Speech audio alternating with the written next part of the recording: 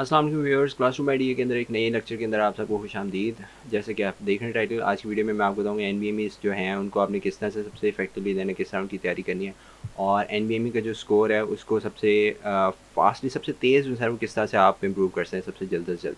सो इस वीडियो में बात करेंगे। वीडियो शुरू करने से पहले एक क्विक अनाउंसमेंट हुई है कि मैंने एक व्हाट्सएप ग्रुप बनाया हुआ है। आप लोग इस ग्रुप को ज्वाइन कर सकते हैं। इस क्यूआर कोड को स्कैन करके व्हाट्सएप ग्रुप का जो लिंक है वो मैं डिस्क्रिप्शन में ऐड कर दूँगा। इस ग्रुप के थ्रू आप मुझे डायरेक्ट कांटेक्ट कर सकते हैं गाइडलाइन के लिए। उसके अंदर ये है कि मैं डेली कुछ ना कुछ टास्क अपलोड करता हूँ। जो लोग अभी प्रेप के स्टार्ट में हैं और ये होता है कि वो टास्क फॉलो करते हैं, ऐसे ही होता है कि थोड़े से जो है उनकी प्रिपरेशन जो है, हमारी कोशिश है कि हम 8 मंथ्स के अंदर फर्स्ट मार्च से शुरू करके नेक्स्ट 8 मंथ्स के अंदर ऑलमोस्ट जो है हम स्टेप 1 का सिलेबस कवर करें। सो आई वुड से कि मुझसे कनेक्ट करने के लिए ग्रुप को ज्वाइन करें। ओके, कमिंग मूविंग फॉरवर्ड, एनबीएमई जो है सबसे ज़्यादा, एनबीएमई सबसे ज़्यादा क्यों मैटर करते हैं स्टेप 1 की सक्सेस के लिए, उसकी वजह यही है, मैंने बार बार बताया है कि एनबीएमई जो बनाने वाले हैं वो वही लोग हैं जिन्होंने स्टेप 1 जो है वो बनाते हैं। तो इसलिए ये कि सबसे बेस्ट प्रेडिक्टर जो है आपके स्टेप 1 के स्कोर का वो एनबीएमईज़ होते हैं। इसमें ये होता है कि they expose you to your strength and weakness, क्योंकि बेसिकली होता है कि जो एनबीएमई दे आर डिज़ाइंड इन अ वे कि वो आपके जो सारे एरियाज़ होते हैं, आपके सारे सिस्टम को थोड़ा थोड़ा टेस्ट करें, ठीक है, अकॉर्डिंग टू उनकी वेटेज के हिसाब से। तो वो आपको सबसे बेस्ट जो है ना वो एनबीएमईज़ बता सकते हैं कि आपका कौन सा एरिया एग्ज़ाम के पॉइंट ऑफ व्यू से वीक है और कौन सा एरिया जो एग्ज़ाम के पॉइंट ऑफ व्यू से स्ट्रॉन्ग है। तो इसलिए ये है कि आप जब आपकी स्ट्रेंथ और वीकनेस आपके सामने आई थी तो आप अपनी जो स्टडी स्ट्रेटजी है वो उसको जो है स्ट्रेंथनिंग करते हैं। लेट्स से कि आपकी जो है एनाटमी जो सी आपकी बहुत अच्छी है, but exam point of view से इतनी इंपॉर्टेंट नहीं है, तो आपसे वो एग्जाम के एनाटमी क्वेश्चन कम पूछेंगे। तो इसलिए आपको डिसाइड हो जाएगा कि आपको कितनी ज़्यादा एनाटमी के ऊपर जो है ना तो जो देने की है, रिवीजन करने की ज़रूरत है। तो आपको इस तरह से स्टडी, आपकी जो स्ट्रेटजी है वो डिफाइन हो पाती है। तो ये है कि ये एक यूएसएमडी का स्कोर कन्वर्टर है। इसके हवाले से मैं बहुत ज़्यादा रिकमेंड करता हूँ। इसके अंदर हम ये बात करेंगे, बेसिकली मैंने थोड़ा सा इसका इंटरफेस चेंज किया है। इसके अंदर मैं रिकमेंड करता हूँ कि अगर आप लेट्स से कि 63% आपका करेक्ट आंसर्स आते हैं, ठीक है, तो आप इसको जब ये ओके करते हैं तो आपको कहते हैं कि आपका एनबीएमई में स्कोर कितना आता है। सो यहाँ से ये क्वेश्चन जो है वो उसका आंसर होता है कि कौन सा एनबीएमई देना चाहिए, कौन सा एनबीएमई नहीं देना चाहिए। सो आप देख रहे हैं कि 25, 26, 27 सारों के अंदर ऑलमोस्ट जो स्कोर है वो सिमिलर है, 180। लेकिन ये देखेंगे इसके अंदर 25 के अंदर ये आपका आ रहा है 194, 32 इस तरह। तो जो 31 है वो रिलेटिवली ईजियर है, 30 जो है वो रिलेटिवली डिफ़िकल्ट है, और 28 जो है वो रिलेटिवली ईजियर अगेन।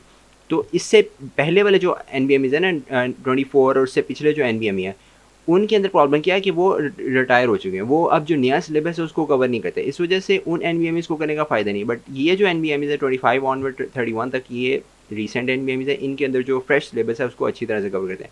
सो मेरा ये पॉइंट कहने का मकसद ये है कि अगर आप 63% करेक्ट आपका होना शुरू हो जाता है तो यू आर अबव पासिंग। तो अगर आप 63% को अगर आप वो कैलकुलेट करेंगे तो दैट विल बी लाइक, आप इसको करते हैं लेट्स से कि 63 इंटू 200 डिवाइड बाई 100, तो आपके 126 बनते हैं। तो अगर आपके 126 करेक्ट होते हैं आउट ऑफ 2, और अगर 174 की मिस्टेक्स अगर आप करते हैं तो बेसिकली यू आर आप जो है ना अपने पासिंग को क्रॉस कर लेते हैं, ठीक है। तो ये सारी चीज़ें, मेरा कहने का मकसद ये है कि जो है आप क्या है, और आमतौर पर कहते हैं 70% आपका पासिंग आना चाहिए, विच इज़ अगर हम इसको स्कोर में कन्वर्ट करते हैं तो आपके 2 बनते हैं। इस पर आप सेफली जो है ना एग्ज़ाम अटैम्प्ट कर सकते हैं। जितना ज़्यादा बेहतर करेंगे आप उतना ज़्यादा कॉन्फिडेंट होंगे। बट 208, 204 इसके अकॉर्डिंग आप बहुत ज़्यादा कॉन्फिडेंट है कि आपका एग्ज़ाम जो है वो पासिंग हो जाता है। So coming back to our slides, तो ये जो चीज़ है स्कोर कन्वर्टर जो है हमें बताता है कि हमें कितने क्वेश्चंस करेक्ट करने कितने। तो वही बात है कि अगेन वो एनबीएमई से सबसे ज़्यादा अच्छी तरह से डिफाइन होते हैं। तो उसके बाद आती है आपके पास जी राइट एनबीएमईज़ कौन सा। अगेन जिस तरह कि मैंने बताया हुआ है कि राइट एनबीएमई को इतना ज़्यादा फ़र्क पड़ता नहीं है, बट जो भी एनबीएमईज़ है वो 25 से ऑनवर्ड होने चाहिए, ठीक है। 25 से जो है वो जो है क्या कहते हैं 31 तक जो है फ्रेश होने चाहिए। इससे पुराने एनबीएमईज़ एक तो एक वो डिफ़िकल्ट है, उनका जो डिज़ाइन है वो आजकल की स्टडी से रेलिवेंट है नहीं, इस वजह से वो इतना ज़्यादा इफेक्टिव है नहीं। तो इसलिए ये है कि आप कोई भी एनबीएमई चूज़ करें, इससे ज़्यादा फ़र्क पड़ता नहीं है। लेकिन 30, 31 रिलेटिवली ईजियर हैं, 28, 27 जो सब थोड़े से ज़रा मुश्किल होते हैं। तो ये चीज़ है कि इससे इतना ज़्यादा फ़र्क नहीं पड़ता, इतना ज़्यादा इसके बारे में परेशान होने की ज़रूरत नहीं है। हाँ, क्वेश्चन ये था how many NBMEs are enough. Again 6 NBMEs are minimum, ये तो आपके ज़रूर होने चाहिए। उसके अलावा अगर आप एडिशनल आपके पास टाइम है तो आप या तो एम्बॉस रिव्यू कर लेंगे। अगर आपने एनबीएमई ही करने हैं तो फिर आप जो है 24 एनबीएमई देख सकते हैं, बट आई थिंक उनका फ़ायदा इतना है नहीं। उसके बाद सबसे इंपॉर्टेंट चीज़ है कि टेस्ट टेकिंग स्ट्रेटजी जो है बड़ा ज़्यादा इंपॉर्टेंट टॉपिक है। इसमें बेसिकली ये होता है कि आपने जो है ना, आपके पास बेसिकली एग्जाम में मिलते हैं 90 सेकंड्स पर क्वेश्चन, ठीक है। तो होता है क्या है कि ये 90 सेकंड बहुत ज़्यादा जल्दी गुजरते हैं, तो आपने क्या करनी है, अपनी प्रैक्टिस करनी है अपने क्वेश्चंस को ऑलमोस्ट 60 सेकंड के अंदर सॉल्व करने की। बिकॉज जब आप एग्जाम कर रहे होंगे ना, तो वहाँ पे कुछ क्वेश्चन होंगे वो डिफिकल्ट होंगे, आपको उनमें टाइम लग जाएगा। तो अगर आप प्रैक्टिस की होगी ना आपने 60 सेकंड के अंदर अपने क्वेश्चंस को सॉल्व करने की, तो आपके पास एडिशनल जो टाइम बचेगा आप उसको यूटिलाइज कर सकते हैं डिफिकल्ट क्वेश्चंस को सॉल्व करने के लिए। अगर कोई मैथमेटिकल क्वेश्चन आता है या कोई ऑडियो वाला क्वेश्चन आया था, तो आप उसके ऊपर टाइम स्पेंड कर सकते हैं और आप उसको थोड़ा सा बेहतर बना सकते हैं। तो इसलिए ये मैं रिकमेंड करूँगा कि जब भी आप प्रैक्टिस करें तो आप कोशिश करें कि 60 सेकंड्स के अंदर आप जो है ना एक क्वेश्चन को सॉल्व करने की प्रैक्टिस बनाएं, इसके रूटीन के मुताबिक चलें। उसके बाद जो क्या होगा कि जब आप थोड़ा सा डिले होंगे तो आप ज़रा रिलैक्स फील करेंगे। फिर आ जाता है हमारे पास क्वेश्चन स्टेम को अंडरस्टैंड करना। This is very very important, identifying keyword. Basically इसमें क्या होता है कि आपको मेरा मेरा अपना एक्सपीरियंस है, मेरा अपने जो एक टिप है वो ये है कि जब आप क्वेश्चन के स्टेम पढ़ रहे हैं ना, तो आपने उस स्टेम को पढ़ते हुए ही आपने अपना डिफरेंशियल बनाना शुरू कर देना है, ठीक है। अब आप जब डिफरेंशियल बना लेंगे, कोई एक डिफरेंशियल होगा जो बहुत स्ट्रांगली आपके साथ क्लिक कर रहा होगा, ठीक है। तो आपने क्या करना है कि जब आपने डिफरेंशियल बना लिए, फिर जब आप ऑप्शंस पे आएंगे आप देखेंगे कि कौन सी ऑप्शन है जो आपके डिफरेंशियल के साथ मैच कर रही है। अगर वो नहीं मैच कर रही तो फिर आप क्या करेंगे, रूल आउट करेंगे, करना शुरू करेंगे दूसरी ऑप्शंस को। देखिए ये सबसे बड़ी बड़ी अच्छी स्ट्रैटेजी है, मेरे लिए काम करती थी। आप इसको ट्राई करके देखें, आई होप सो कि ये आपके लिए भी जो है ना बड़ा होगी। और इसलिए मेरा ख्याल है ये है, अगर ये इस तरह की स्ट्रैटेजी नहीं काम करती, फिर आपको थोड़ा सा खुद से आइडेंटिफाई करना पड़ेगा कौन सी स्ट्रैटेजी आपके लिए बेहतर है। बट मेरी टिप यही है कि making differences along the way. ये एक क्वेश्चन आ गया हमारे पास। अब मैं इस क्वेश्चन की एग्जांपल दिया है। देखिए जैसे ही क्वेश्चन आपके सामने आया ना, you see that there are numbers, इसका उसके बाद आप थोड़ी सी स्टेटमेंट देखें, what which of the following best describes the sexual majority rating for this patient. Okay, so this patient, she is a girl. तो हमारे पास ये आता है कि इसमें हमें इंस्टेंटली पता चलता है they are asking for Tanner staging। तो टैनर स्टेजिंग के बारे में हम जो है ना, फिर उसके बाद क्या करेंगे, हम उसके अकॉर्डिंग इसको क्वेश्चन स्टेम को पढ़ना शुरू करेंगे, हम अब ग्रेडिंग करते जाएंगे। So this is one of the ways कि आप जो है ना ऑप्शन को देखते साथ ही आपको पता लग जाता है कि किस तरह का क्वेश्चन आने वाला है, किस तरह का क्वेश्चन हमने करना है। अब लेट्स से कि मैं जो NBME दे रहा था, ये मैंने वैसे बाय द वे फ्री 120 से उठाया है, NBME से नहीं उठाया। मैं भी कहता हूँ कि अगर मिसाल के तौर पे आपका क्वेश्चन गलत हो जाता है, तो you know that you have to revise the Tanner staging, तो आप इंस्टेंटली जाके अपनी टैनर स्टेजिंग जो है उसको रिवाइज करें, ठीक है। तो ये एक स्ट्रैटेजी है जिसमें आपको पता लगता है आपका जो वीक एरिया है उसको आपने किस तरह से इंप्रूव करना है। अगेन मूविंग फॉरवर्ड, दूसरा क्वेश्चन है आपके सामने, फॉरन ब्लॉट्स आ गए, आपको पता चल गया कि ब्लॉट्स के बारे में क्वेश्चन है, जो एग्जामिनर वो आपसे पूछ रहा है कौन सा ब्लॉट है जो इस सिचुएशन में। तो अगर आप देखेंगे इसके अंदर ये सारी हिस्ट्री दी हुई है, बेसिकली कोई ना कोई डिजीज़ बता रहा है, वो डिजीज़ बताने के बाद आपसे ये पूछेगा इस डिजीज़ को टेस्ट करने के लिए कौन सा जो है ब्लॉट यूज़ करता है। मैं आंसर्स नहीं बता रहा बिकॉज मैं नहीं चाहता कि आपका ये जो टेस्ट है उसको लीक हो सॉर्ट ऑफ।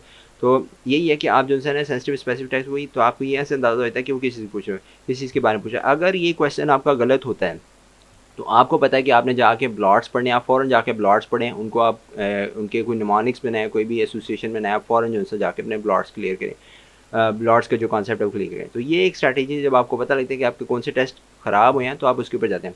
ओके, फिर दूसरी बात आ जाती है आपके पास टेस्ट टेकिंग स्ट्रैटेजी में। अब ये जो क्वेश्चन है ये मुश्किल क्वेश्चन होते हैं। इसके अंदर क्या है, बेसिकली कह रहे हैं which of the following is the most likely mechanism of the beneficial effects of this treatment. So basically एक क्वेश्चन है, उसके उन्होंने कोई एक प्रॉब्लम है, कोई डिजीज़ है, उसके लिए उन्होंने ट्रीटमेंट नहीं दिया। नाउ वो अब वो क्या कर रहे हैं, उस ट्रीटमेंट का मैकेनिज्म ऑफ एक्शन पूछ रहे हैं। तो आपने उस मैकेनिज्म ऑफ एक्शन, अब ये वाला जो क्वेश्चन है ये सॉर्ट ऑफ मीडियम किस्म के हार्ड क्वेश्चंस के अंदर आता है, जिसके अंदर आपके पास मैकेनिज्म पूछते हैं, डायरेक्ट क्वेश्चन नहीं पूछते, ठीक है।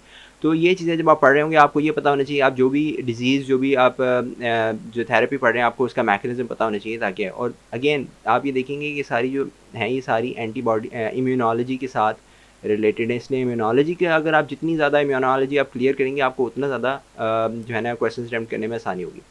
उसके बाद आए थे हमारे पास ये जो मैंने आपको बता दी सारी चीज़ें, एक आखिरी स्ट्रेटजी ये थी कि applying clinical reasoning and problem solving.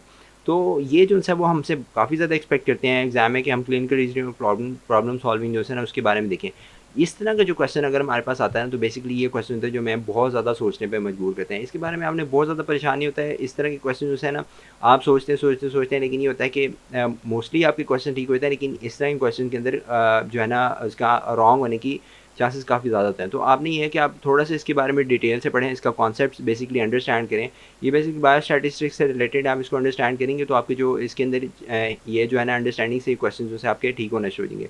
But again मैं ये बात कहूँगा कि आपको जब आपने क्वेश्चन को हम आइडेंटिफाई करें ना, तो जब हमें ये वाला क्वेश्चन पता लगे ना, तो हम लोगों को ये पता चल गया कि ये वाला क्वेश्चन ऐसा है जो हमारा टाइम लेने वाला है। तो हम क्या करेंगे, हम थोड़ा सा, अगर ये क्वेश्चन लेट्स से कि 30th या 37th पे है, तो हम जो सा क्या करेंगे, मूव फॉरवर्ड करके बाकी क्वेश्चन को अटैम्प्ट करेंगे, बाद में आके हम इस क्वेश्चन को जो सा ना हम एनालाइज करेंगे। तो ये एक चीज़ है कि आपने क्वेश्चंस को पहले ही आइडेंटिफाई करें किस टाइप का क्वेश्चन पूछा है, कितनी डिफिकल्टी का क्वेश्चन है, तो उसके मुताबिक आपने थोड़ा सा मूव फॉरवर्ड करना है।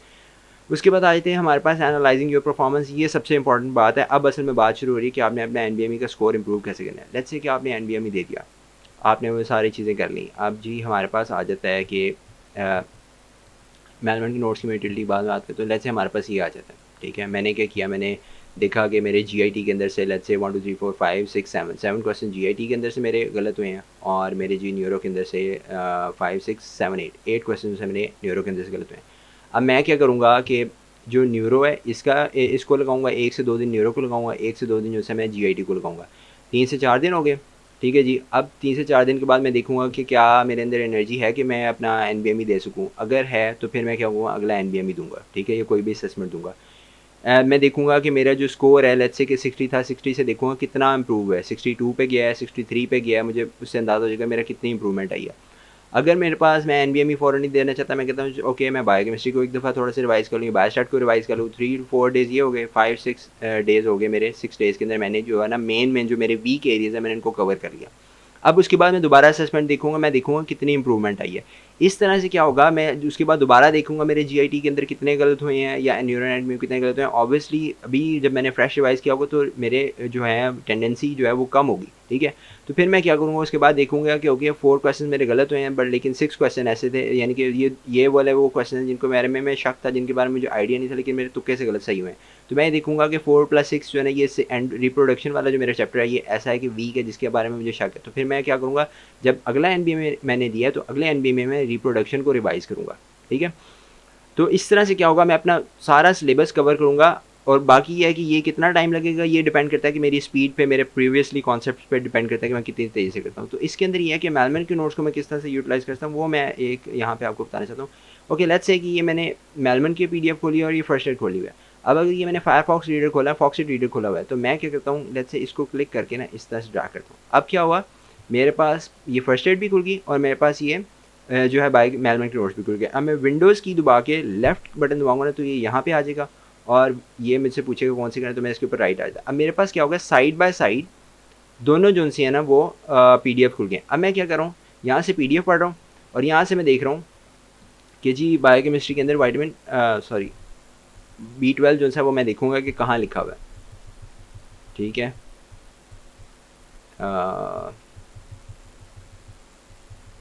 थोड़ा सा सॉरी, ये आ गया। ठीक है, अब मैं यहाँ पे देख रहा हूँ कि ओके विटामिन B12 की बात करें, B12 के अंदर मैंने देखा ये चीज़ें सारी। ठीक है, B12, तो मैं क्या करूँगा, मैं कंपेयर करता जाऊँगा कौन सी इन्फॉर्मेशन है जो यहाँ पे नहीं लिखी हुई, यहाँ पे लिखी हुई है। मैं इसको यहाँ से या तो कॉपी करके पेस्ट कर लूँगा, या मैं अपनी फर्स्ट शीट के ऊपर नोट कर लूँगा, या मैं हाईलाइट कर लूँगा कौन सी हाई यील्ड इन्फॉर्मेशन है। तो ये एक तरीका है जिसके अंदर क्या है कि जो मैं आपको बता रहा हूँ ना कि आप लोगों ने जो रिवाइज़ करना है, अगर आपको थोड़ा सा टाइम है, तो मैं ये कहता हूँ कि अगर आपने मैनेजमेंट के नोट्स से पढ़े, आप इस तरह से जो सर इन दोनों को नोट्स को कंपेयर करके से हाई यील्ड इन्फॉर्मेशन को अपनी किसी एक बुक के अंदर आप जो है वो नोट डाउन कर सकें। ओके, अब आ जाते हैं हमारे पास अल्टीमेट स्ट्रैटेजी। अल्टीमेट स्ट्रैटेजी क्या है कि जब आपको पता लग गया ना आपके कौन सा वीक एरिया, अब आपने रिवाइज़ करना 1 to 2 डेज है, भाई आपने क्या करना है, किताब लेनी है अपनी फर्स्ट एड या कोई भी बुक लेनी है, आपने अपनी पेंसिल लेनी है एक, या पेन नहीं मैं कहूँगा पेंसिल यूज़ करना, और आपने जाके अपने रूम में किसी एक कोने में जाके बैठ जाना। उसके बाद आपने अपना जो फ़ोन है वो आपने साइलेंट करके अपने बहन भाई किसी को भी दे देना है, भाई उसे कहना है कि जब इमरजेंसी कोई कॉल है तो मुझे बता देना। उसके अलावा आपने फ़ोन यूज़ नहीं करना। इंस्टाग्राम आपने अपने डीएक्टिवेट कर देना है, फेसबुक आपने डीएक्टिवेट कर देना है, स्नैपचैट आपने डिलीट कर देनी है, स्ट्रीकें तोड़ देनी है, व्हाट्सएप से डीपी हटा देनी है। This is very important for a culture के जी हमने जो है जब दुखी होते हैं या हम जो है वो क्या कहते हैं पढ़ने लगते हैं तो डीपियाँ हटा देते हैं भाई। तो डीपियाँ हटा देनी है वेरी वेरी इंपॉर्टेंट। और नेट के पैकेजेस आपने ऑफ कर देने, घर का वाईफाई सिर्फ यूज़ करना है कि ताकि घर से बाहर जाए तो नेट यूज़ नहीं करना भाई। This is ultimate strategy. इस स्ट्रैटेजी के ऊपर आपने फॉलो कर लिया ना तो आप 1 to 2 डेज़ पर यूनिट आप कर सकते हैं। और इस स्ट्रैटेजी की बेस पे मैं आपको कहता हूँ कि आप जो है ना सबसे स्पीडीली, सबसे हेस्टीली, सबसे फास्ट जो है अपने एनबीएमई का स्कोर इंप्रूव कर सकते हैं। तो इसको स्क्रीनशॉट करके रख लें। उसके बाद आता है जी प्रैक्टिस टू कॉन्फिडेंस। ये एक्चुअली मोमेंटम कॉन्फिडेंस आपका किस तरह बनेगा, जब आप इस तरह से करने लग जाएंगे, 1 से 2 दिन के अंदर पर यूनिट की स्पीड पे आप आ जाएंगे ना, तो आपको समझ आ जाएगी कि अब आपने किस तरह से अपना स्कोर इंप्रूव करना है, आपकी कितने % इंप्रूवमेंट आती है हर एक रिवीजन से आपको पता लग जाएगा। तो ये चीज़ आई थी आपके पास, इस तरह से क्या होगा आपका हो जाएगा। अल्टीमेटली जब आपको पता लग रहा है आपका 66, 68%, 70% आप अपने NBME में एटलीस्ट करना शुरू हो गया ना, फिर जो लास्ट जो रिजॉर्ट है वो आपका ये है कि Free 120 को आप ऑनलाइन प्लान बना के दें, आप बैठें आई वुड से कि टाइम्ड करके एक ब्लॉक का पूरा, जब आप एक ब्लॉक करें तो आपने पूरा 1 घंटा वहाँ पे बैठना है। इस तरह से आपने Free 120 के तीनों ब्लॉक्स उनसे करने हैं। बीच में ब्रेक लें, बेशक आधे घंटे ब्रेक लें, बेशक 2 घंटे का ब्रेक लें, वो कोई मसला नहीं, लेकिन जब अगला ब्लॉक करने बैठेंगे तो फिर आपने कोई डिस्ट्रैक्शन नहीं आने देनी, फिर आपने पूरा ब्लॉक करके उठना है। Free 120 के अंदर आपका जितना भी स्कोर आता है, अगर ये 70% से प्लस आता है तो you are good to go, आप अपना एग्ज़ाम ईजिली बुक करवा के एग्ज़ाम दे सकते हैं। So this was all about it. I hope ये वीडियो ज़्यादा लंबी नहीं हुई और आई होप कि आपको काफ़ी सारी चीज़ों के बारे में पता चल गया है। बहरहाल इस स्लाइड के बारे में के अलावा मैं और कुछ नहीं कह सकता, like this is the ultimate. So अगर आपको हमारी वीडियोज़ अच्छी लग रही हैं तो सब्सक्राइब करें। मैं कहता नहीं होता कि सब्सक्राइब करें या लाइक करें या शेयर करें जो भी, पर लेकिन अगर आपको अच्छी लगती है तो आई वुड से कि सपोर्ट करेंगे। और थैंक यू जिन लोगों ने सपोर्ट किया। See you guys in the next video. अल्लाह हाफिज़।